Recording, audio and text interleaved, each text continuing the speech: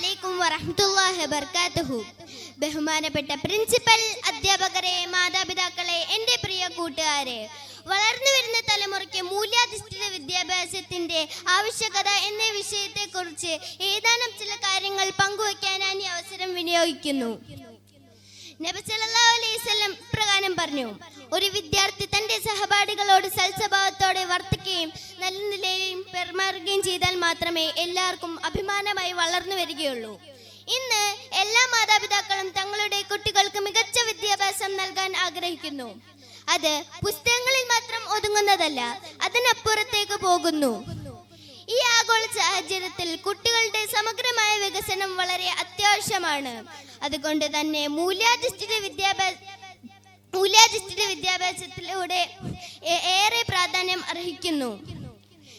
ലോകത്തെ മാറ്റാൻ കഴിയുന്ന ഏറ്റവും ശക്തമായ ആയുധം വിദ്യാഭ്യാസമാണ് എന്ന നെൽസൺ മണ്ടേലയുടെ വാക്കുകളാണ് ഈ സാഹചര്യത്തിൽ എനിക്ക് ഓർമ്മ വരുന്നത്. എന്നാൽ മൂല്യങ്ങളില്ലാത്ത വിദ്യാഭ്യാസം സുഗന്ധമില്ലാത്ത പുഷ്പം പോലെയാണ്.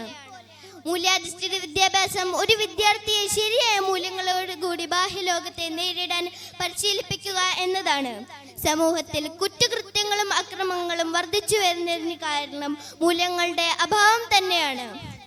ഇന്ന് മിക്ക കുറ്റകൃത്യങ്ങളും ചെയ്യുന്നത് വിദ്യാസമ്പന്നരാണ്, പക്ഷേ അവർക്ക് വിദ്യാഭ്യാസം ലഭിച്ചിട്ടില്ല. മൂല്യങ്ങൾ അവരെ പഠിപ്പിച്ചിരുന്നെങ്കിൽ അവർ ഒരിക്കലും ഇങ്ങനെ ചെയ്യുമായിരുന്നില്ല.